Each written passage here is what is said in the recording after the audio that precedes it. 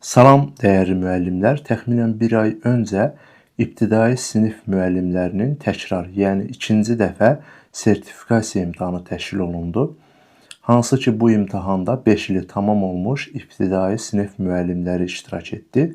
İmtahanda iştirak edən müəllimlər orada olan bəzi sualları bizə göndərmişdi və həmin suallar üzərində biz izah eləyəcəyik. Sonda isə suallar haqqında ümumi şərhimi bildirəcəyəm. Məsləhət görərdim ki, imtahanı ekranı dayandıra-dayandıra işləyin, yəni ekranı dayandıraraq işləyin. Mütləq yanınızda dəftər, qələm də hazır qoyun. Birdən üzü o tərəfə nömrəliyə işləyin ki, sonda neçə səhv, neçə düzünüz olduğunu görə biləsiniz. Yaxşı olar ki, sonda nəticənizin neçə olduğunu qeyd eləyəsiniz ki, görək kimdə neçə düz oldu.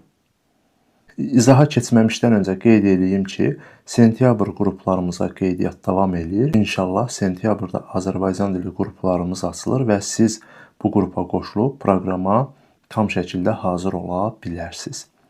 Bu proqram ibtidai sertifikasiya üçün nəzərdə tutulub. Belə ki, 2027-ci ildə və eyni zamanda 2028-ci ildə sertifikasiya imtahanı verəcək ibtidai sinif müəllimləri üçün dərs qruplarımız yığılır. Təbii ki, 2027 üçün ayrı dərs qruplarıdır.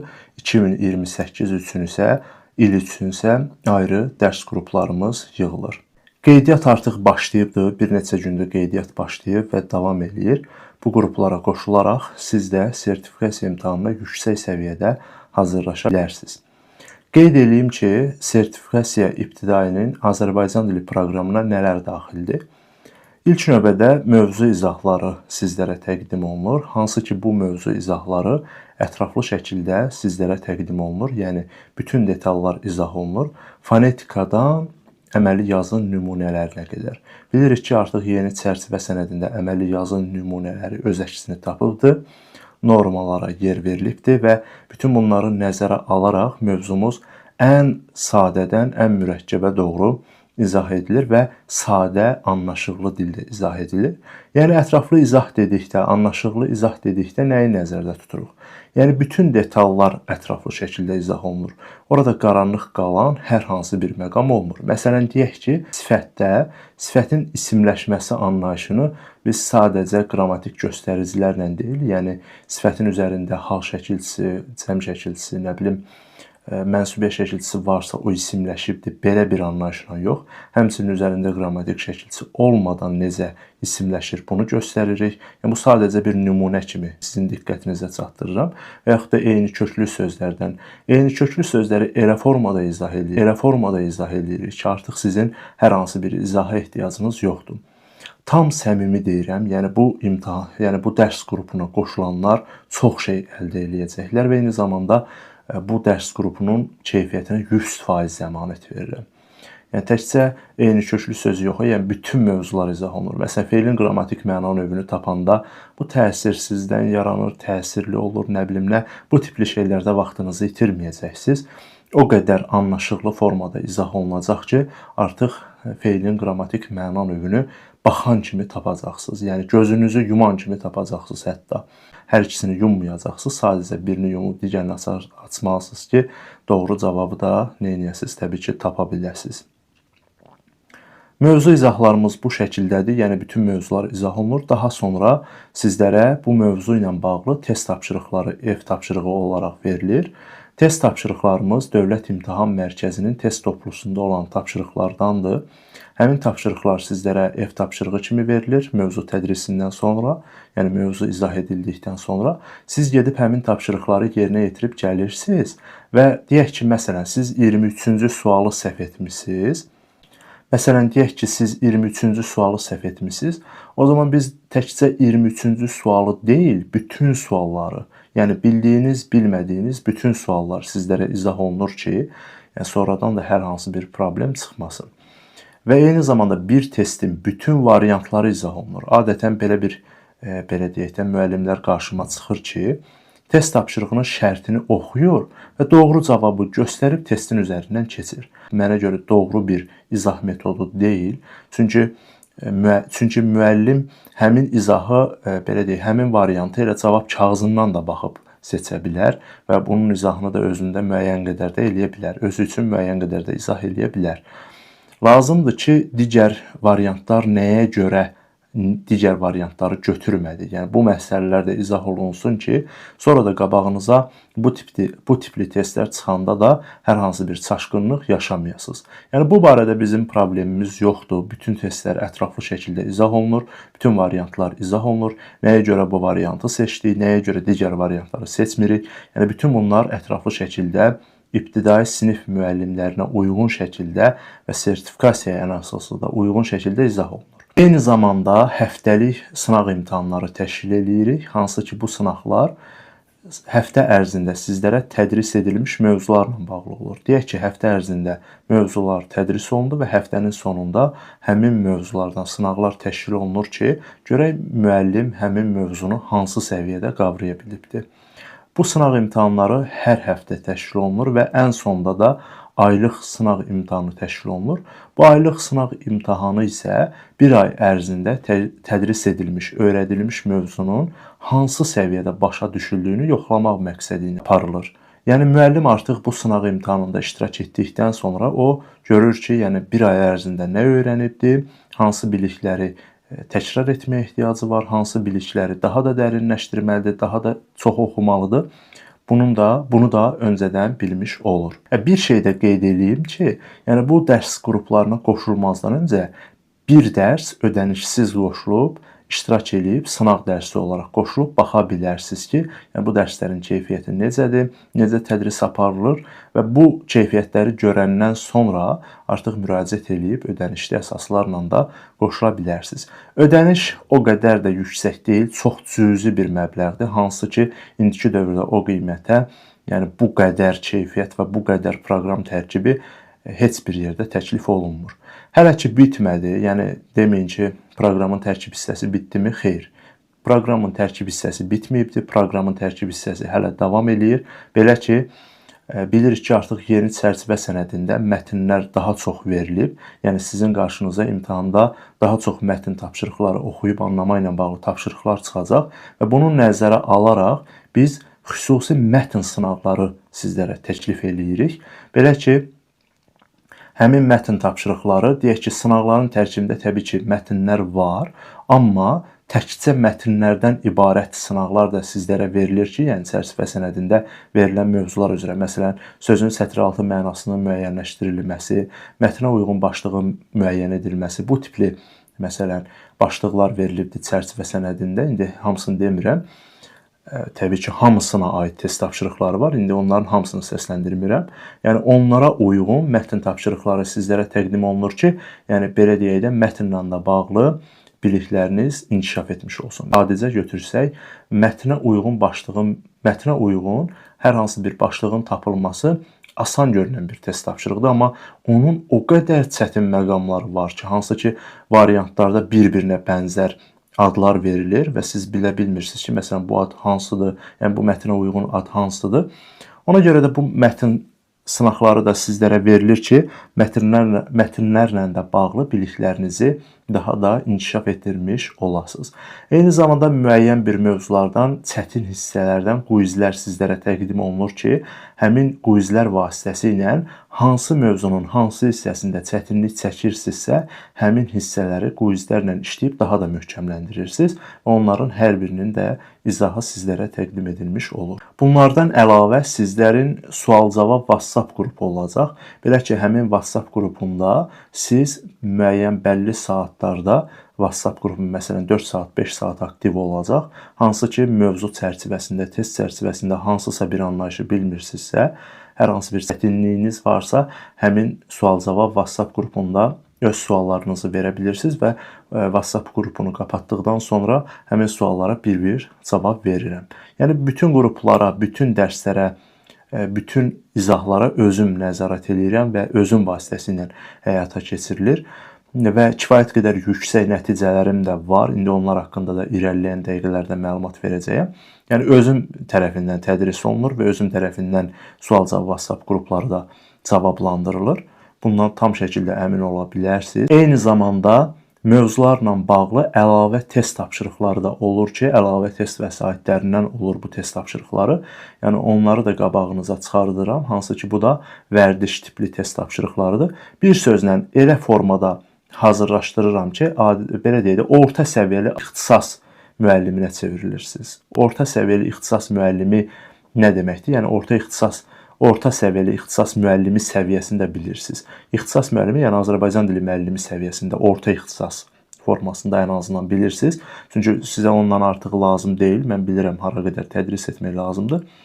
Bir sözlə sertifikasiya imtahanında sizə nə lazım olursa, nələr lazım olursa, həmin hissələr üzərindən izahlar aparılır. Proqramın görürsünüz ki, tərkib hissəsi kifayət qədər zəngindir. İstər mövzu izahı, istər test izahı, test vəsaitindən izah, istər sınaqlar olsun, istər mətnlər olsun, istərsə də quizlər, sual-cavablar və eyni zamanda ən əsası qeyd edeyim ki, qızıl qaydalarımız da olur. Hansı ki, qızıl qaydalar bütün mövzulardandır. Yəni, hər mövzuya uyğun qızıl qayda çəkilir. Həmin qızıl qaydalarda isə sizə deyək ki, dil qaydaları metodlarından istifadə etməkdə çətinlik çəkənlər həmin o qızıl qaydaları vasitəsilə həmin çətin hissələrin öhdəsindən də rahatlıqla gəlmiş olur.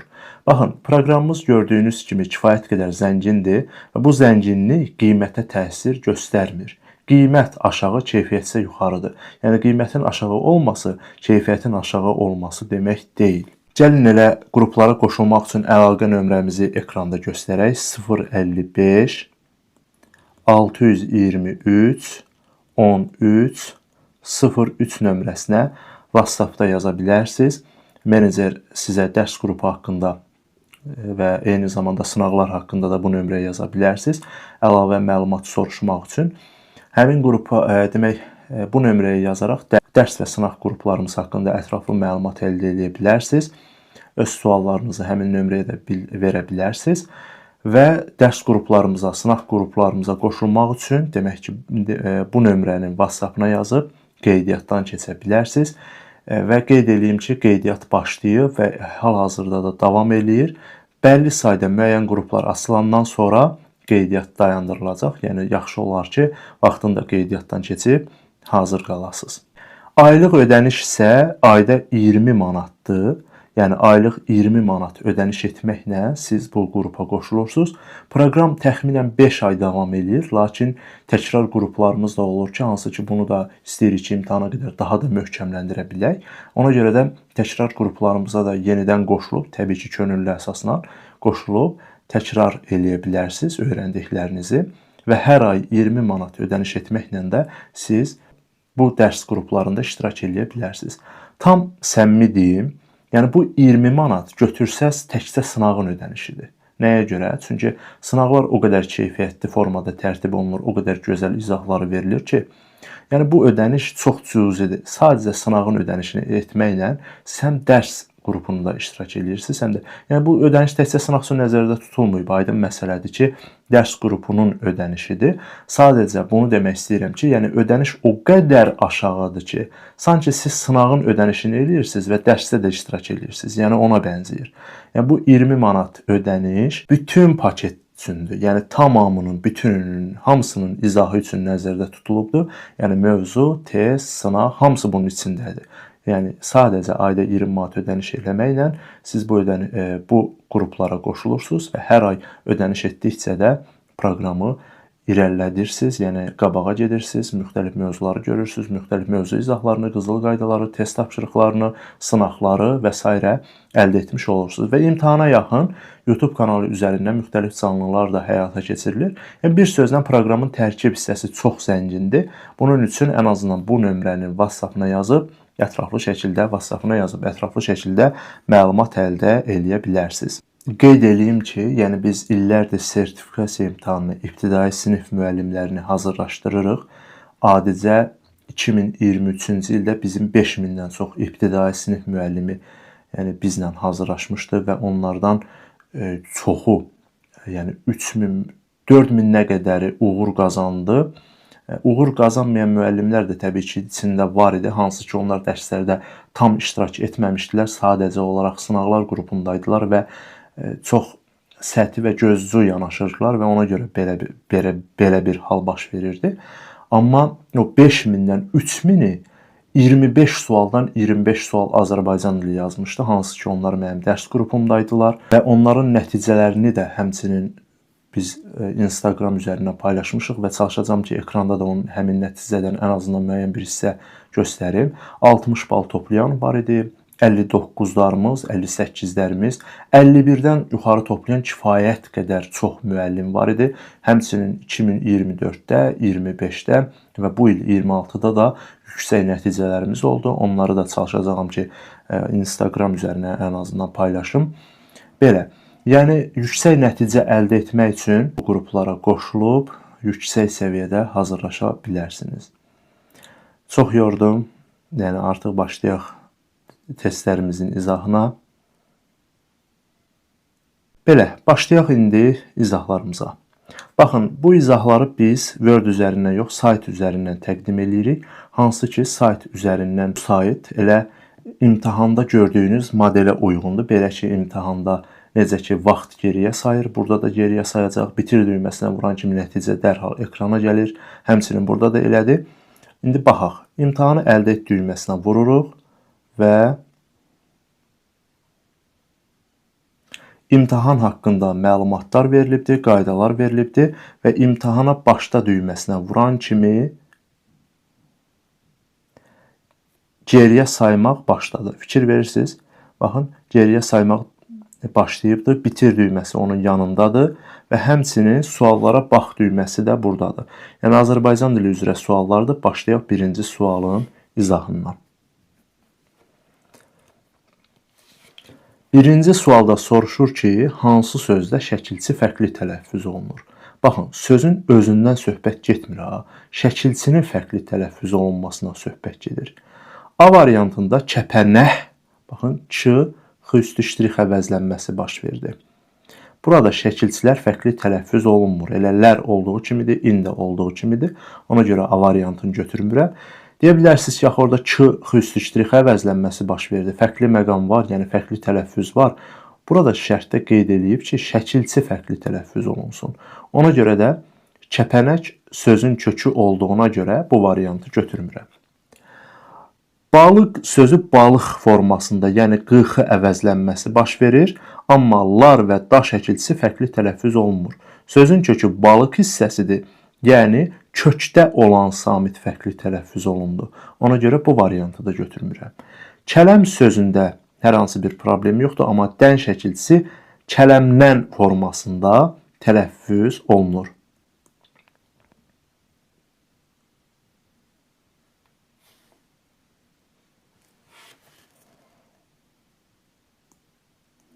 Yəni, dən şəkilçisi nən formasında tələffüz olundu. Yəni, şəkilçi fərqli tələffüz olundu. Doğru cavab C variantıdır. Mələkdən burada x üstü ştrix əvəzlənməsi var və kökün daxilindəki samit dəyişdi. Dən şəkilçisində problem yoxdur, heç bir fərq yoxdur. Ona görə D variantını da götürmürük. Kitab, burada BP əvəzlənməsi baş verdi. Kitab sözün köküdür, yəni kökün daxilində fərq var. Lar şəkilçisi, yəni şəkilçi fərqli tələffüz olunmur. Doğru cavab C variantıdır. Növbəti düyməsinə vururuq. İsmi xəbəri olan cümləni seçin. İsmi xəbər olan cümləni seçin deyəndə biz orada feili xəbər olanları çıxarmalıyıq. Sevir nə edir? Nə edir? Feilin sualıdır. Yəni feili xəbərdir ona görə də. Düzdürmü? Açıldı nə etdi? Düzdür? Nə etdi də feilin sualıdır. İzah etmək, nə etmək? Feilin sualıdır. Düzdürmü? Daha sonra xoşlayırdılar, nə edirdilər? Feilin sualıdır. Onun arzusu, baxın, yəli kal, mənsubiyyət şəkilçisi. Üçüncü növ təyini söz birləşməsidir və bu da ismi xəbər hesab olunur. Onun ən böyük arzusudur. Görürükmü? Arasına girən sözlərlə birlikdə demək, təhlil olunur, xəbər kimi götürülür və üçüncü nöqtənin söz birləşməsinə ifadə olunmuş ismi xəbərli cümlədir. Ona görə də doğru cavab B variantıdır. Dərslərimizdə təbii ki, ismi xəbər, feili xəbəri daha geniş şəkildə izah edirik. İndi burada testin məğzini bu formada izah etdik. İndiki zamanda olan, indiki zamanda ikinci şəxsin cəmində işlənmiş sözü seçin. indiki zamanda və ikinci şəxsin cəmində. Qaçırlar, onlar qaçırlar. Düzdürmü? İkinci şəxsdə deyil. Qaçırlar sözündə ır indiki zaman şəkilçisidir. Lakin biz deyirik ki, onlar qaçırlar. Yəni üçüncü şəxsin cəmi. Bizə isə ikinci şəxsin cəmi lazımdır. Qaçır. Qaç feili ır indiki zaman şəkilçisidir. Təbii ki, indiki zamandadır, amma şəxsi səhv göstərilib. Yəni ikinci şəxsin cəmində deyil. Üçüncü şəxsin təkindədir. O qaçır. Ona görə B variantında götürmürük. Qaçırsınız. Siz qaçırsınız. Düzdürmü? Qaç sözün köküdür. Ir indiki zaman şəkilçisidir və burada olan sınız da demək ikinci şəxsin cəmini bildirir. Siz qaçırsınız. Doğru cavab olur C variantı. Qaçırsan. Ir indiki zaman şəkilçisidir, aydın məsələdir və ikinci şəxsin təkindədir. Sən qaçırsan. Cəmində lazımdır, ona görə D variantında götürmürük. Burada mış var, hansı ki bu da nədir? Nəqli keçmiş zamandadır. İndiki zamanda deyil. Ona görə E variantında doğru cavab kimi götürmürük. Hansı sözdəki samitlərin hamısı kardır? Baxın, L var burada, düzdürmü? Bir şey qeyd edeyim ki, sözün tərkibində kar samiti, cingiltili samiti, saiti, samiti axtarırıqsa, sözün düzgün tələffüzünə baxmalıyıq. Sözün düzgün tələffüzündə də L samiti var. Yəni, hamısı kar deyil də, L cingiltili samitdir. Ona görə A variantı deyil. Həmçinin burada M samiti də tələffüzdə var, yəni cingiltili samitdir. Ona görə bunu da götürmürük. M və R samiti tələffüzdə var və kar samit deyil, cingiltili samitlərdir. Yəni, hamısı kar deyil. Ona görə bu variantı da götürmürük. Həmçinin burada N və R samiti var. Demək ki, burada da cingiltili samit var. Xətt sözündə isə yalnız və yalnız kar samitlər iştirak edibdir. Ona görə doğru cavab E variantı olacaq. Bir daha qeyd edeyim. Kar və cingiltili samiti tapanda çalışın ki, mən indi burada qeyd eləmədim. Amma siz özünüz sözün düzgün tələffüzünü, yəni transkripsiyasını qeyd edib, həmin o transkripsiya üzərində, yəni düzgün tələffüz üzərində kar, cingiltili samitləri və digər saitin növlərini də həmin o tələffüz üzərində axtara bilərsiniz. Hansı əvəzliklər hallanmır? Bunu əzbər yadda saxlamaq lazım deyil, sadəcə hallandırmaq lazımdır. Məsələn, heç kimin, baxın, yerli kal şəkilçisi qəbul elədi. Və yaxud da deyirik ki, heç nəyə, demək ki, hallanır. Daha sonra hansı sözü isimləşəndə hallana bilər. Eyni zamanda nə sözü, nəyi, nəyə görürük ki, hallanır. Onlar sözü, məsələn, onların gördük, hallandı. Amma ümumiyyətlə əvəzlik deyil, köməkçi nitq hissəsidir. Öz mənsubiyyət şəkilçisi qəbul etdikdən sonra hallanır, hər halda hallanır və daha sonra hamı əvəzliyinə gəlincə, məsələn, hamı, hamının, hamıya demək ki, hallanır. Hər, nə isə və kim isə. Baxın, bunlar hallanmır. Əzbərləməyə ehtiyac yoxdur. Sadəcə dəyişməyə çalışın. Hər, hərin, hərə və yaxud da nə isə, nə isənin, nə isəyə formasında eləyə bilmirik də. Nə isənin, nə isə, kimsə, nəsə, bunlar başqadır. Kim isə, nə isə, bunlar isə tamamilə fərqlidir. Yəni, burada kim isə, nə isə və hər hallanmır. Doğru cavab E variantıdır. Hansı sözdə tələffüzü fərqlənən qoşa samit var? Yadınızda qalsın ki, kökün daxilində qoşafılar olduğu kimi qalır. Qoşadılar da olduğu kimi qalır. Yəni, bəzən, məsələn, bu tipli anlayışı deyəndə qarışdırırlar. Məsələn, yazıram ki, azaddır. Düzdürmü? Deyir ki, burada müəllim elə qoşadı yanaşı gəlib də, fərqlənmir axı. Burada kökün daxilində deyil axı. Sözün kökü azaddır. Dır da orada qrammatik şəkilçidir. Köklə şəkilçinin qovşağında yerləşir həmin o qoşadılar. Azaddır formasında. Yəni, dı-tı əvəzlənməsi baş verir. Amma addım sözündə isə kökün daxilindədir. Kökün daxilində olduğuna görə, demək ki, tələffüzündə heç bir fərq baş vermir. Həmçinin qoşafularda da bu qayda olduğu kimidir. Yəni, olduğu kimi tələffüz olunur. 9 sözü Quz formasındadır. Yəni, birinci Cingiltiri Samit özünün çar qarşılığı ilə əvəz olunur. Fərqlənən dediyinə görə doğru cavab A variantıdır.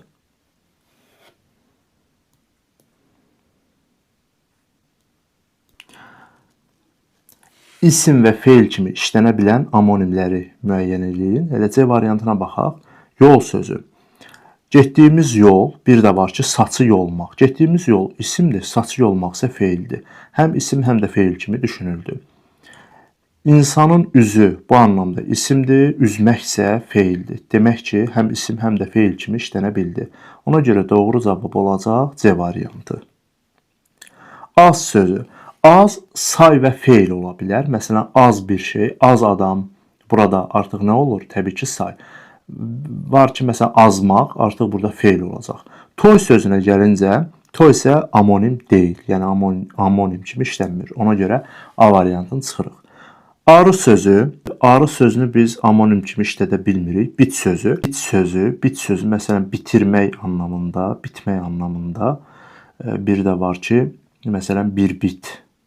Hansı ki, bu da informatik bir termin kimi işlənir. Amma arı sözünə görə B variantını götürə bilmirik. Daha sonra əqrəb sözünün feil olma ehtimalı yoxdur. Divan sözünün də feil olma ehtimalı yoxdur. Yalnız isim kimi düşünülən amonimlərdir. Yəni, amonimdirlər, amma feil kimi düşünülmür. Dolu sözü, məsələn, sifət kimi götürə bilərik. Yəni, həcmcə dolu anlamında. Bir də dolu düşdü, nə düşdü? Burada da isimdir. Yəni, feil yox, sifət isim formasındadır. Bal sözü də ki, təbii ki, arının topladığı bal, insanın topladığı bal burada da yalnız isim kimi çıxış eləyir.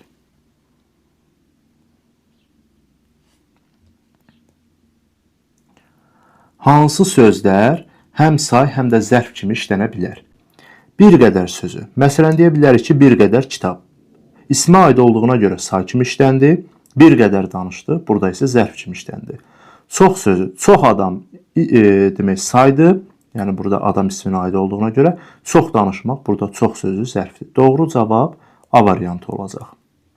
Daha sonra, burada çox sözü say və zərf kimi işlənsə də bir sıra sözü yalnız say kimi işlənir.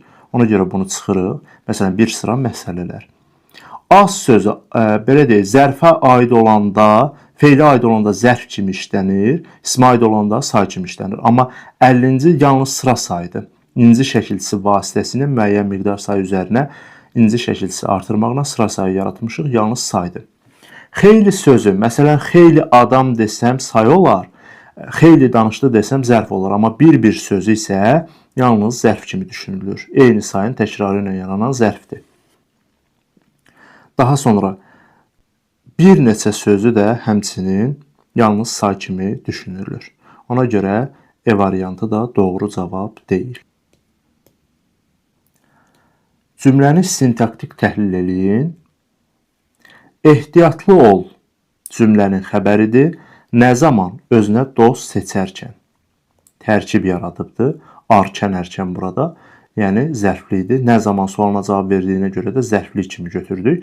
Oğul sözü isə xitabda özündən sonra vergül qoyulub. Ona görə də bunu biz sintaktik təhlil eləmirik.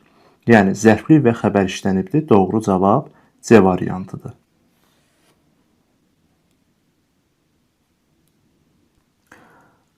Yəni, siz burada özünə dost seçərkən hissəsini ayıra bilməzsiniz. Təbii ki, burada xitabda bundan işimiz yoxdur. Əgər burada fe'li bağlamanın şəkilçisi, fe'li sifətin şəkilçisi varsa, artıq özündən əvvəlki sözlər həmin sözlə əlaqəyə girir, xəbərlə əlaqəyə girmir. Ona görə də biz onlara ayırmırıq. Özünə dost seçərkən fe'li bağlama ilə ifadə olmuş fe'li birləşmədir. Fe'li bağlama tərkibidir. Ona görə də demək zərfli kimi düşünülür.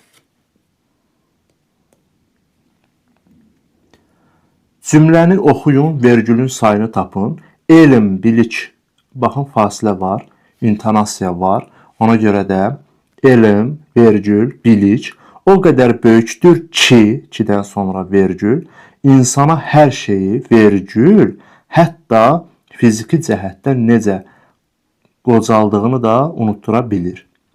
Baxın, elm və bilik arasında bir intonasiya var, fasilə var. Ona görə vergül qoyuldu. Ki də ayrı yazılanda onda vergül işarəsi qoyulur. Yəni təbii ki, hər zaman belə deyil. İndi dərslərimizdə bu haqda ətraflı məlumat verilir. Və insana hər şeyi vergül, hətta fiziki cəhətdən görürük ki, burada həmçinin yenə fasilə yaranır. Ona görə də vergüldən istifadə olunur və 3 vergüldən istifadə olunub. Doğru cavab C variantıdır. Tərkibində köməkçi nitq hissəsi işlənmiş sadə söz birləşməsini seçin. Sadə söz birləşməsi dediyinə görə A variantını çıxıram. Çünki burada mürəkkəb söz birləşməsi var. Qulağın şiddətli ağrısı. Təbii ki, 3-cü növ təyinli söz birləşməsidir. Yəlikar və mənsubiyyət. Arasına da söz giribdir. Amma arasına girən söz müstəqil mənalı sözdür. Biz bilirik ki, 3 müstəqil mənalı sözün birləşməsindən yaranırsa bu söz birləşməsi, bu mürəkkəbdir. Ona görə mürəkkəbdir. A variantını götürmürük. Sadə söz birləşməsi deyir. Qulağın suyu sadə söz birləşməsidir, problem yoxdur, amma tərkibində köməkçi nitq hissəsi yoxdur. Şiddətli yağış, təbii ki, sadə söz birləşməsidir, amma tərkibində köməkçi nitq hissəsi yoxdur. Günəşli hava, həmçinin sadə söz birləşməsidir. Sadə söz birləşməsi nədir ümumiyyətlə? Təbii ki, bunu dərslərdə daha geniş izah eləyəcəyik, amma qeyd edeyim ki, 2 müstəqil söz birləşibsə, sadə söz birləşməsidir. Daha siz orada gedib, məsələn, kömək etmək birləşməsini sadə söz birləşməsi kimi qəbul eləyə bilməzsiniz. Nəyə görə? Çünki ol, et, bil, qıl mürəkkəb tərkibi feil yaradır. Yəni, bu sadəcə bir sözdür. Deyə bilməzsiniz ki, burada 2 dənə söz birləşməsi var. Yəni, 2 dənə sözün birləşməsindən yaranan söz birləşməsidir. Yəni, bu məsələləri biz dərslərdə daha geniş formada izah edirik. Ona görə burada ətraflı izah verməyəcəm. E variantı da ona görə deyil. Qəddar bir düşmən. Sadə söz birləşməsidir. Nəyə görə? Deyəcəksiniz, burada axı 3 dənə söz var. 1. Bir burada say kimi işlənməyib ki, biz burada deyək ki, 3 dənə nitq hissəsi var. Yəni, əsas nitq hissəsi müstəqil söz olur da, müstəqil mənası olur. Köməkçi nitq hissəsinin müstəqil mənası olmur. Müstəqil mənası olmadığına görə də söz sayılmır. Sadəcə köməkçi bir sözdür. Qəddar bir düşmən. Burada bir ədat funksiyasındadır. Köməkçi nitq hissəsi söz birləşməsinin quruluşuna təsir göstərmir. Baxın, qeyd dəftəriniz yanınızdadırsa, bunu qeyd dəftərinizə qeyd edin. Köməkçi nitq hissəsi söz birləşməsinin quruluşuna təsir göstərmir. Məsələn, deyir ki, evə tərəf. Düzdürmü? Tərəf burada köməkçi nitq hissəsi olduğuna görə söz birləşməsi yaratmayıbdır. Yəni, köməkçi nitq hissəsi nə söz birləşməsini yaratmır, nə də söz birləşməsinin tərkibində olanda quruluşuna təsir göstərmir. Sadədir, qutardı, getdi. Doğru cavab C variantıdır. Qrammatik şəkilçi qəbul etmədən isimləşmiş say hansı cümlədə işlənmişdir? Biz bilirik ki, qrammatik şəkilçi qəbul etmədən də say, sifət isimləşə bilir. Bu hansı hallarda baş verir? Daha çox ismin adlıq halında işlənir və adlıq halında şəkilçisi olmadığına görə və o artıq üzərində hər hansı bir qrammatik göstərici, hal, mənsubiyyət, cəm şəkilçisi olmur və ona görə də artıq onu tapmaq nisbətən çətinləşir. A variantına baxırıq. Tanıdıqlarımın çoxu, burada fikir versək nə görərik? Çoxu qeyri-müəyyən miqdar, ümumiyyətlə çox qeyri-müəyyən miqdar saydır və U mənsubiyyət şəkilçisidir. Tanıdıqlarımın gəlik hallı, sonra da mənsubiyyəti, yəni mənsubiyyət şəkilçisi var. Varsa, demək ki, qrammatik şəkilçi qəbul etmədən dediyinə görə bunu çıxıram. Qrammatik şəkilçisi var bunun üzərində. Çox danışmaq, çox sözü ümumiyyətlə burada say deyil, danışmaq feilinə aid olduğuna görə biz bunu zərf kimi qəbul edirik. Ona görə bu variantı çıxırıq. Axırıncı qatar saat 8-də yola düşəcək. Baxın, burada biz saat 8-də sözünə baxsaq, müəyyən miqdar sayıdır və yerli çal şəkilçisi var üstündə. Və burada demək ki, qrammatik şəkilçisi var. Axırıncı sözü də bilirik ki, Bəzi sözlərimiz var ki, onların üzərinə ıncı şəkilsini artırmaqla sıra sayı yaradırıq. Bu sıra sayı da elə sıra sayı olaraq qalıbdır. Yəni, say olaraq qalıbdır. İsimləşmə baş verməyibdir. Neçənci qatar, axırıncı qatar. Yəni, sayın sualına cavab verirsə, orada heç vaxt isimləşmədən danışa bilmərik. 7 müqəddəs rəqəm kimi qəbul edilib. 7 nə? Düzdürmü? İsmin sualına cavab verir və burada isimləşibdir.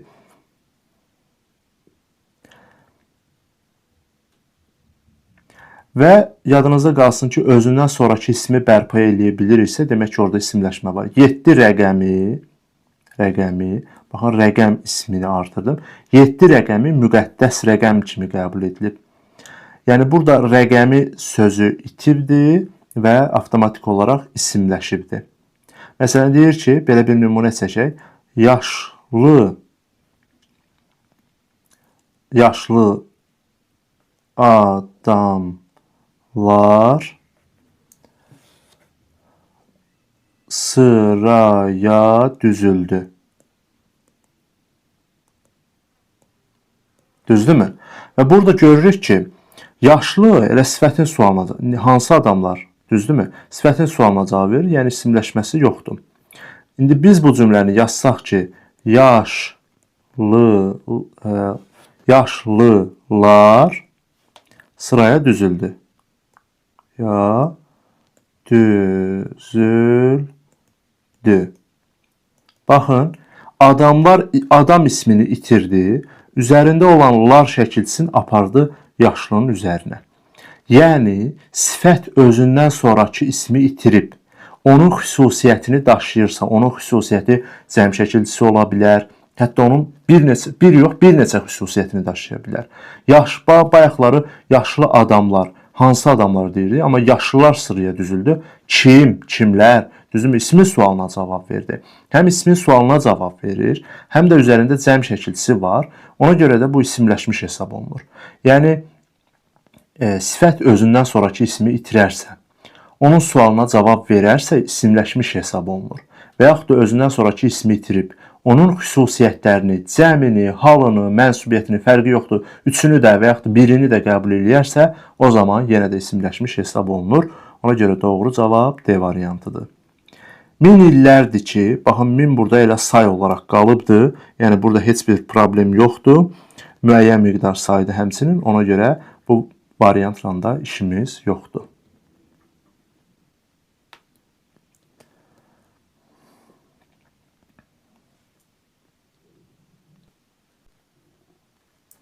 Verilən cümlədə eyni anda həm hal, həm də mənsubiyyət şəkilçisi qəbul etmiş sözləri seçin.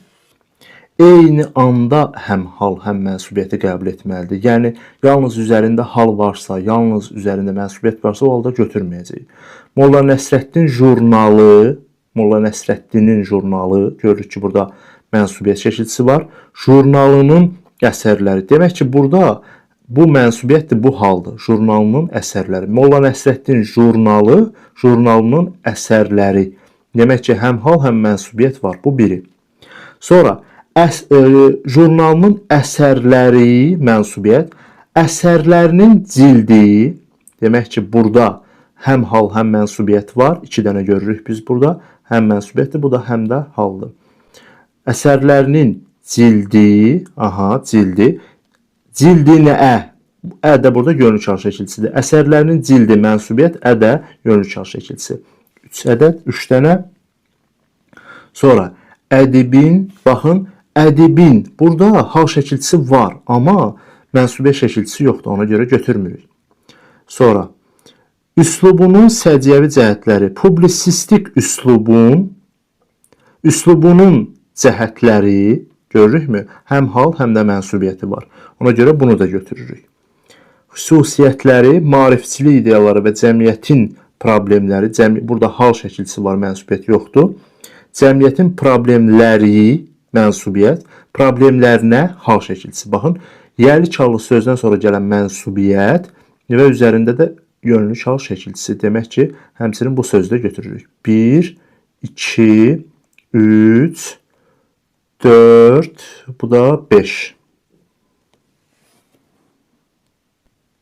Görək başqa varmı? düşüncə tərzi, demək, münasibəti və satirik düşüncə tərzi, mənsubiyyət, tərzini, təsirli hal şəkilçisi. Bəli, burada biri də var. Yəni 6 dənə bu tipli sözlərimiz var. Bir daha qeyd edirəm, şərtdə deyir ki, eyni anda həm hal, həm də mənsubiyyət qəbul eləsin. Yəni bir sözün üzərində həm hal şəkilçisi olsun, həm də mənsubiyyət. Fərqi yoxdur, hansı hal şəkilçisidir. Əsas odur ki, hal şəkilçisi olsun, həm də mənsubiyyət. Amma bu bir sözün üzərində olsun. Yəni təkcə orada hal şəkilçisi varsa bir sözün üzərində, mən o sözü götürə bilmərəm. Və yaxud da bir sözün üzərində yalnız mənsubiyyət varsa, o sözü də götürə bilmərəm. Aşağıdakılardan hansı toplu isim deyil? Cəmaət sözü toplu isimdir. İnsanların, yəni topluluğunu bildirən toplu isimdir. Sürü sözü də həmçinin toplu isimdir. Yəni heyvan qrupunun, məsələn, qoyun sürüsünü bildirən toplu isimdir. Əhali sözü də həmçinin müəyyən bir ərazidə yaşayan insanların məcmusunu bildirən toplu isimdir. İlxi sözü at sürüsü, at topluluğu mənasını bildirən toplu isimdir. Yəni bu sözdə toplu isimdir. Ölkə sözü isə toplu isim deyil. Məzmun baxımından toplu isimə oxşasa da toplu isim deyil. Yəni müəyyən bir coğrafi və ya siyasi sərhədləri olan ərazini bildirir. Sadəcə ərazidir. Ölkənin əhalisi, artıq əhali orada toplu isimdir. Ölkənin özü isə toplu isim deyil. Ona görə doğru cavab E variantıdır. Burada bir məlumatı da qeyd edeyim ki, toplu isimlər qrammatik cəhətdən tək isimlərdir. Bu anlayışı bəzən müəllimlər qarışdırırlar. Nə deməkdir bu? Məsələn, deyirəm ki, odun. Qrammatik cəhətdən tək isimdir. Düzümü? Mən desəm odunlar, odunlar. Qrammatik cəhətdən cəm isimdir. Üzərində lar şəkilçisi var. Yadınızda qalsın ki, hər hansı bir sözün cəmdə olması üçün, yəni onun qrammatik cəhətdən cəm ismi olması üçün üzərində lar şəkilçisinin olub-olmaması əsasdır. Yəni üzərində lar şəkilçisi, lər şəkilçisi varsa o zaman cəmdədir. Yoxdursa demək ki, cəmdə deyil. Baxın, sürü. Üzərində lar-lər yoxdur ki, demək ki, təkdədir. Məzmunu topludur, amma qrammatik cəhətdən tək isimdir. Yaxşı, bax bu anlayışı bir-birindən mütləq şəkildə fərqləndirir. Feili birləşməni müəyyən edin. Feili birləşməni müəyyən etmək üçün yadınızda qalsın ki, əsas tərəflərə fikir vermək lazımdır. Əsas tərəf dediyimiz haradır? Təbii ki, ikinci tərəfdir.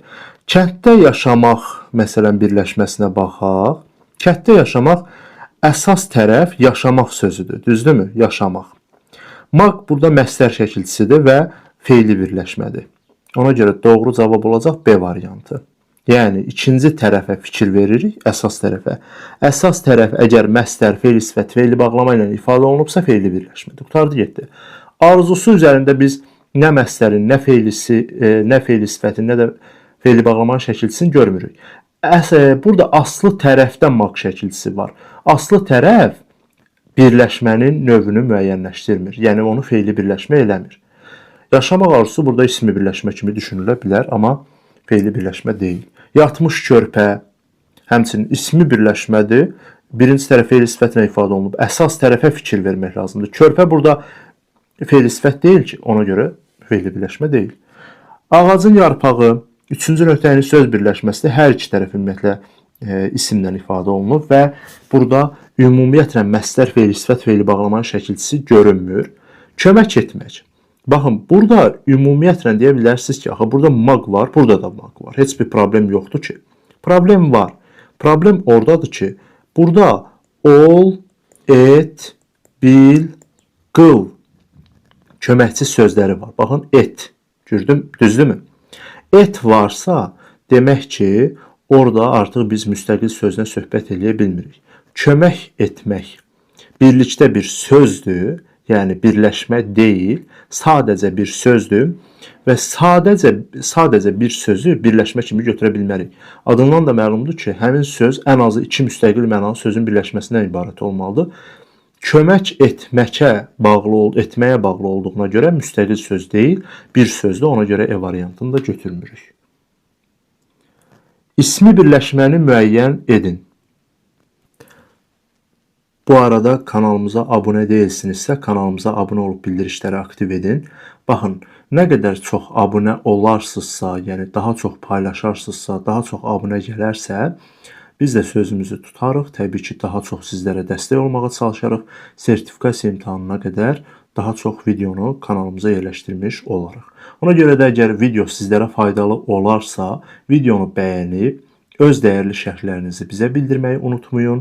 Daha sonra videonu da öz yaxın həmkarlarınızla da paylaşın ki, yəni daha çox insan faydalansın və həmçinin özünüzə bir faydanız dəymiş olsun. Belə ki, daha çox abunə sayı artarsa, o zaman daha çox izah kanalımıza yüklənəcək.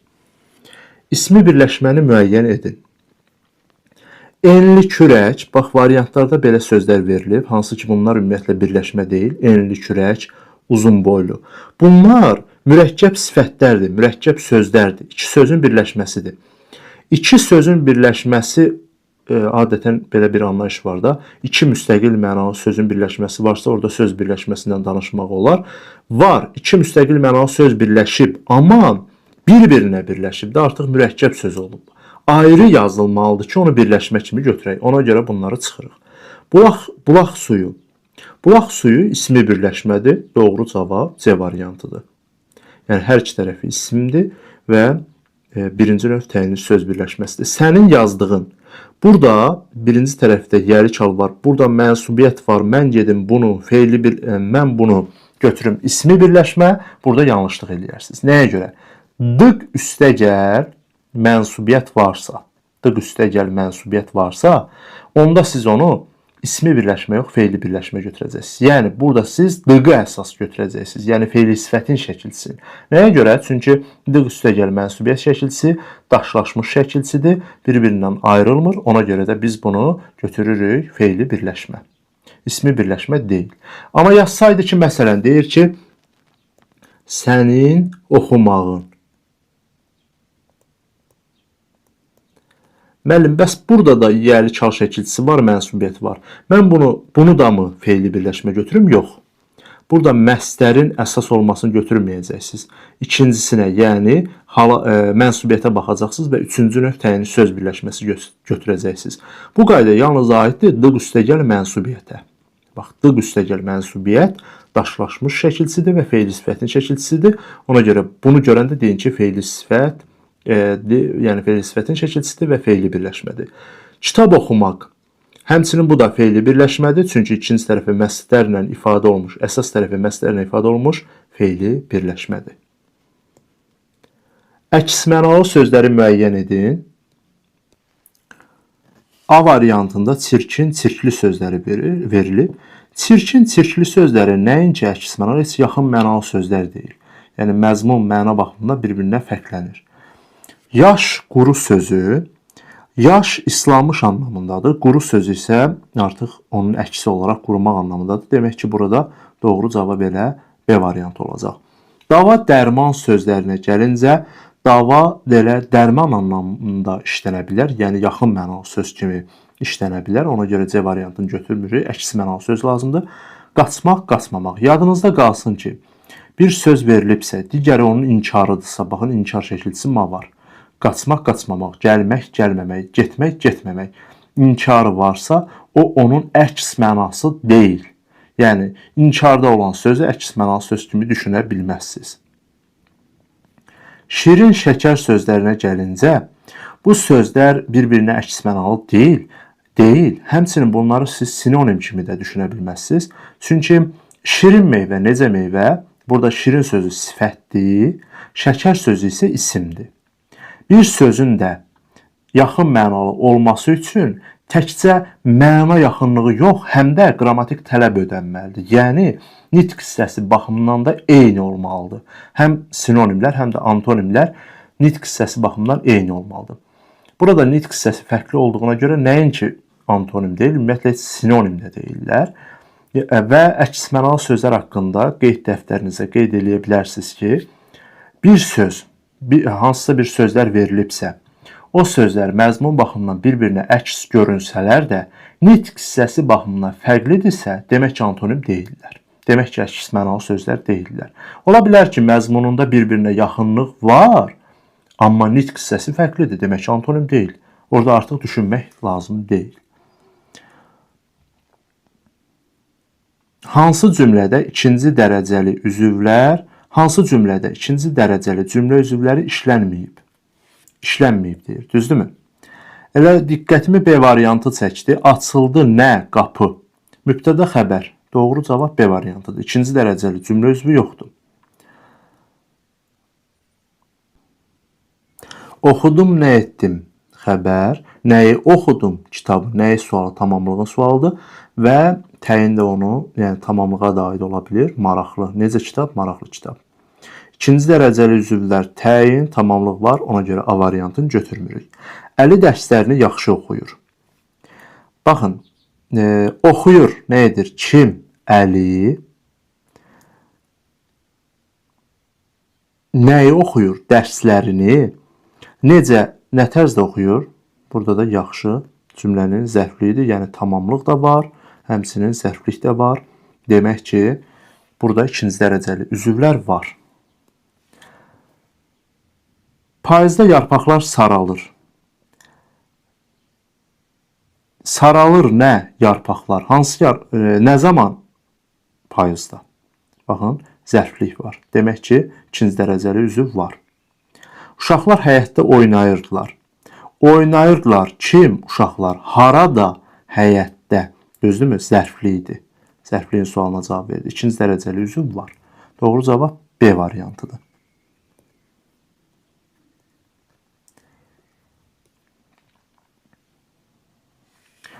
Hansı cümlədə ikinci dərəcəli cümlə üzvü işlənməyib? Əldən düşdü. Yəni düşdü nədən? Əldən bu formada götürməyin. Əldən düşmək birlikdə götürülür. Frazeoloji birləşmədir. Kim? Rəsul. Baxın, ikinci dərəcəli üzv yoxdur. Ona görə doğru cavab belə A variantı olacaq. Verilən vədlər yerinə yetirilməlidir. Yerinə yetirilməlidir. Nə? Vədlər. Hansı vədlər? Verilən vədlər. Baxın, təyin var. Təyin varsa ikinci dərəcəli üzv işlənibdir. Ananın sözünü dinləyən qarı baş əyib cavab verdi. Cavab verdi. Kim? Kim cavab verdi? Qarı. Hansı qarı? Ananın sözünü dinləyən. Baxın, fe'l sifət tərkibi var da, özündən əvvəlki sözləri özünə tabe eləyir. Yəni fe'l sifətin şəkilçisi var və burada təyin var. Baş əyib, həmçinin burada zərfli kimi düşünülür. Yəni ikinci dərəcəli üzvlər var, ona görə C variantını da götürmürük. Sonra oxumaq istəmir. Nəyi? Bunu. Baxın, tamamlıq. Görürükmü? Demək ki, D variantında da ikinci dərəcəli üzv var. Sonra çay yeni doğan günəşi göz qamaşdırıcı parlaqlıqla əks etdirirdi. Əks etdirirdi. Əks etdirirdi. Nə? Çay. Hansı, demək, nəyi? Günəşi. Hansı günəşi? Yeni doğan. Necə, nə cür, nə tərzdə? Parlaqlıqla, zərfli. Hansı parlaqlıqla? Göz qamaşdırıcı. Burada da təyindir. Baxın, təyin var, tamamlıq var, təyin var, zərflik var, ikinci dərəcəli üzvlər var. Ona görə E variantını da götürmürük. Cümlə üzvündə əgər çətinlik çəkirsinizsə, qeyd edeyim ki, yəni bununla bağlı video izahımız kanalımıza yerləşdiriləcək və bunlardan əlavə dərs qrupumuzda, yəni cümlə üzvləri elə formada izah olunur ki, heç bir çətinlik yaşamırsınız. Sanki illərdir bunu bilirmiş siz kimi özünüzə gələcək. Ona görə də nə edirsiniz? Təbii ki, bizim bu dərs qruplarımıza qoşulursunuz. Yazıçıların sözünün düzgün kök və şəkilçiyə ayrıldığı variant hansıdır? Baxın, sözün kökü yazdı.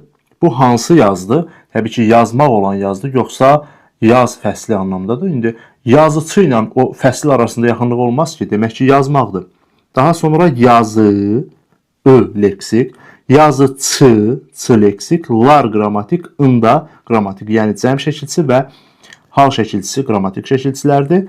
Yeni mənalı söz yaranmadı. Yaz deyəndə yazmaq nəzərdə tutulur. Yazı deyəndə artıq o yazılı qutarıb yeni mənalı söz yarandığına görə ını leksik götürürük. Ç da ki, peşə yaradan bir şəkilçidir. Kök, leksik, leksik, qrammatik, qrammatik doğru cavab A variantıdır.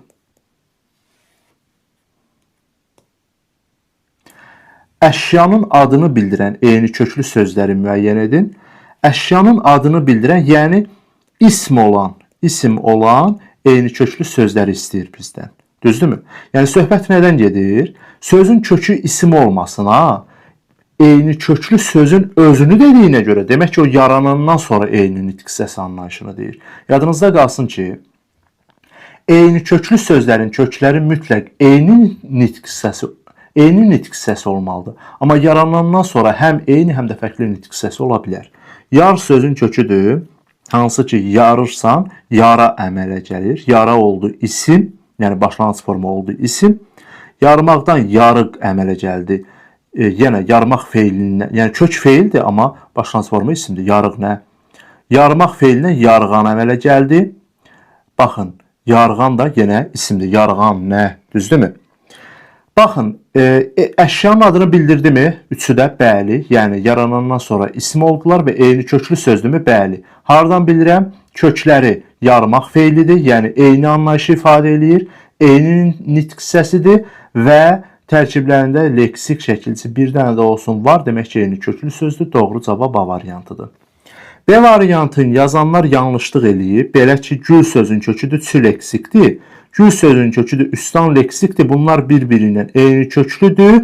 Amma burada güldan versəydi, güldan, onda eyni köklü olardı. Dan leksikdir. Amma güldən veri baxı. Dən orada hal şəkilçisidir, qrammatik şəkilçisidir. Eyni köklü söz olması üçün də sözün tərkibində mütləq leksik şəkilçisi olmalıdır. Ona görə B-ni də çıxırıq. Qrammatik şəkilçilər var. Düzdürmü? Qrammatik şəkilçilər eyni sözün müxtəlif formasını yaradır, yəni formalaşdırır. Eyni köklü söz yaratmır. Təbii ki, kökləri eyni nitq hissəsidir, kökləri eyni bir anlayışı ifadə edir, amma tərkiblərində leksik şəkilçisi yoxdursa eyni köklü söz deyil. Həmçinin əl sözün kökü cək leksik, əl sözün kökü leksik, ç leksik, dəki də leksik. Əlvan sözü isə sadə sözdür. Yəni əl sözündən yaranmayıbdır. Sadə sözdürsə eyni köklü sözlər sırasından çıxır. Bağlı sözü, bağban sözü, bağsız sözü var, düzdürmü? Bağlı sözü, yəni belə deyək də, siz burada düşünə bilərsiniz ki, məsələn, düşünə bilərsiniz ki, bağlı bağçalı desəydi, onda biz onu bağban sözü ilə eyni köklü götürə bilərdik. Amma burada ayaqqabının bağından, yəni bir şeyin bağlı olmasına, iplə bağlı olmasına söhbət gedirsə, artıq eyni köklü söz kimi götürə bilmirik. Yəni bunu əslində bu formada təqdim etmək doğru deyil. İndi bizə müəllimlər bu formada təqdim etdilər. Ola bilər ki, yadlarında düzgün qalmayıbdı. Yəni biz bu bağlı sözünü digər bağban sözünə amonim kimi də, daha doğrusu eyni köklü söz kimi də götürə bilərik. Belə ki, bağlı bağçalı anlamında da bəlkə o bağlı sözü. Onda biz bağban sözü ilə amonim, eyni köklü söz kimi götürə bilərdik. Amma digər variantda düşünsə götürə bilmərik. Yəni kökləri mütləq eyni anlayışı ifadə eləməlidir axı. Yəni ayaqqabının bağı ilə bağ bağça arasında bir yaxınlıq olmayanda təbii ki, o eyni köklü olmur. Yəni hər halda müəllimlərin təqdim etdiyi formada təqdim etmişik. Ona görə bu da belə.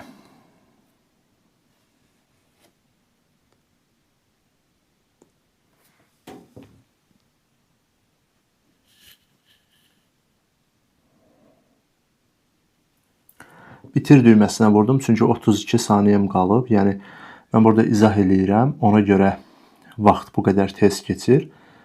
İndi siz təbii ki, kiməsə izah etmədən işləyəcəksiniz. O zaman sizin o qədər də vaxtınız getməyəcək. Qaldığımız yerdən yenə davam eləyəcəyik. Gəlin elə 21-dən davam eləyək. İndi burada doğru cavab görsənir, amma bu problem deyil də. 21-i izah elədik. Keçək 22-yə.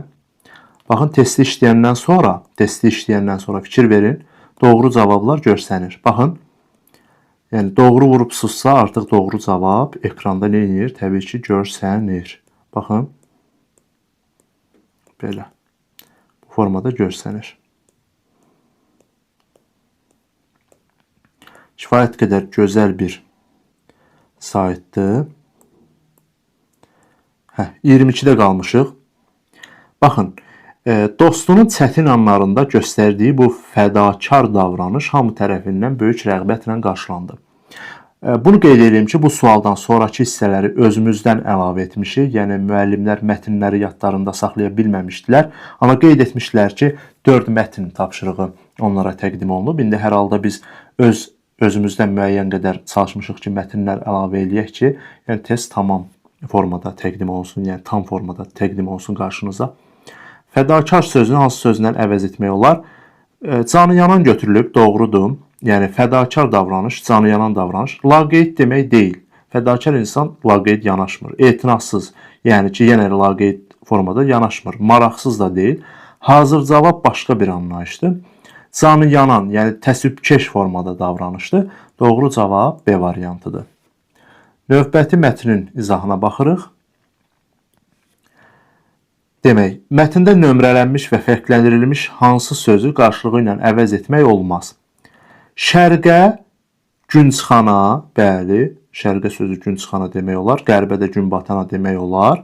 Proses hadisə deməkdir. Yəni bu hadisə bitkinin daha bəli əvəz etmək olar. Dayanır, kəsilir, problem yoxdur. Burada qeyd olunub ki, qeyri-bərabər uzanması. Burada qeyri-bərabər sözü sizin yanlış şəkildə başa düşməyinizə gətirib çıxara bilər. Qeyri-bərabər uzanması sayəsində bu hərəkət mümkün olur. Qeyri-real olur. Yəni qeyri-real olsaydı mümkün olmazdı. Ona görə bu uyğun gəlmir. Yəni bunu əvəz etmək olmur. Doğru cavab C variantıdır. Sonra tarixi ixtiralarla bağlı olub mətn. İndi biz də çalışmışıq ki, ona uyğun formada bir mətn sizlərə təqdim eləyək. Mətnə uyğun başlığın seçilməsi. 1800-cü ildə İtalyan fiziki Alessandro Volta davamlı elektrik cəryanı əldə etmək üçün xüsusi bir qurğu hazırlayır. O, mis və sink diskləri duzlu suya batırılmış parça hissələri ilə növbəli şəkildə üst-üstə yığaraq ilk kimyəvi cərəyan mənbəyini yaradır. Daha sonra bu ixtira elm dünyasına böyük əks-səda doğurur və alimin şərəfinə Volta sütunu adlandırılır. Bu mexanizm müasir bateriyaların prototipi sayılır və bəşəriyyətə ilk dəfə idarə olunan daimi cərəyan bəxş edir. Misk və sinkin kimyəvi xassələrindən danışılmadı. Müəyyən bir hissədə məlumat verildi. Bu demək deyil ki, mətn bu haqdadır. Mətnin adını müəyyən edən zaman bir hissəyə yox, ümumi mətnə nəzər salmaq lazımdır. Ona görə A variantı doğru deyil. İtalyan alimlərin həyatı. Burada alimlərin həyatından danışılmadı. Onun etdiyi ixtiradan və onun mexanizmindən danışıldı. Ona görə B variantı da deyil. İlk elektrik stansiyaları, elektrik stansiyasından da danışılmır. Elektrikin ötürülmə yolları. Burada təbii ki, belə deyək də, elektrik mənbəyindən danışılır, üst-üstə yığılıb ötürülməsindən danışılır və s. Amma bu bir hissədə danışılır da. Əsas məqsəd burada sütundan danışmaqdır. Əsas məqsəd burada yaranan ixtiranın adı ilə bağlı olmalıdır. Yəni Volta sütunu mətnində, yəni Volta sütunu adını qoysaq bu mətnə, onda bəli biz deyə bilərik ki, baxın Voltanın adı çəkildi. Daha sonra mexanizmdən danışıldı və yenə qayıtdı, yenə Volta sütunu adlandırdı. Demək ki, burada Volta sütunu üzərində problem qoyulubdur, məsələ qaldırılıbdır. Ona görə doğru cavab olur D variantı. Bu tipli mətn həmçinin bundan da daha təkmilləşdirilmiş mətn bizim sınaqlarımızda olur. Ümumiyyətlə, mətnlərlə bağlı çox gözəl, belə deyək də, həm izahlarımız var, həm də suallarımız var. Sonuncu sualımıza baxırıq. Verilmiş iki məlumata əsasən ortaq məqam hansıdır? Kirpilər kifayət qədər yavaş hərəkət edən heyvanlardır və təhlükə anında qaçıb gizlənə bilmirlər. Buna görə də hər hansı bir yırtıcı heyvan onlara yaxınlaşdıqda bədən əzələlərini sıxaraq top kimi bükülür. Bu zaman onlar kürəyindəki minlərlə iti iynə xaricə doğru yönəldir və düşmənin onlara zərər vurmasının qarşısını alır. Bu mətn birinci mətnimizdir. İndi ikinci mətndə var. Bu müqayisəli mətndə, hansı ki sertifikasiya imtahanında qeyd olunub ki, müqayisəli mətn düşübdür. Mürəkkəb balıqları dənizlərin dərinliklərində yaşayan maraqlı canlılardır. Onlar böyük dəniz yırtıcıları tərəfindən təqib olunduqda və ya təhlükə hiss etdikdə bədənlərindəki xüsusi kisədən tünd rəngli mayəni suya buraxırlar. Bu maye suyun altında qara bulud yaradaraq düşmənin görmə qabiliyyətini məhdudlaşdırır və ona uzaqlaşmaq üçün vaxt qazandırır.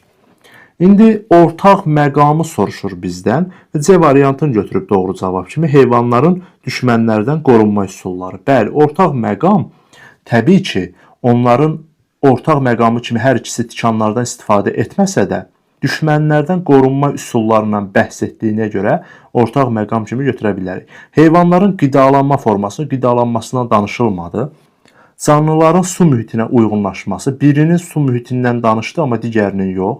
Yırtıcıların ov etmə taktikası, ümumiyyətlə, burada özlərinin ov olmaması üçün belə deyək də, etdikləri bacarıqlardan danışıldı və özlərinin ov etməsindən danışılmadı. Müxtəlif canlıların hərəkət sürəti, burada sürətlərindən filandan danışılmır. Ona görə E variantını da götürmürük. Doğru cavab C variantıdır. İzah hissəsi bitdi. İstəməyən bundan sonraya baxmaya bilər. Mən onlayn dərslər haqqında qısa bir məlumatı yenə xatırlatmaq istəyirəm. Sonda bir daha qeyd edeyim ki, yəni bizim dərs qruplarımız artıq yığılır və kifayət qədər müəllim artıq bu qruplar üçün qeydiyyatdan keçibdir və həmin qruplara bir daha qeyd edirəm. Qoşulmaq üçün 055 623 13 03 nömrəsinə WhatsApp-da yaza bilərsiniz. Ətraflı məlumat əldə edə bilərsiniz. Və qeyd etdiyim kimi bu qruplarda çox geniş formada proqramımız var. Yəni bu qruplar vasitəsilə siz sertifikasiya imtahanına yüksək səviyyədə hazırlaşa bilərsiniz. İzlədiyinizə görə təşəkkür edirəm. Gələn videolarda görüşənə qədər sağ olun.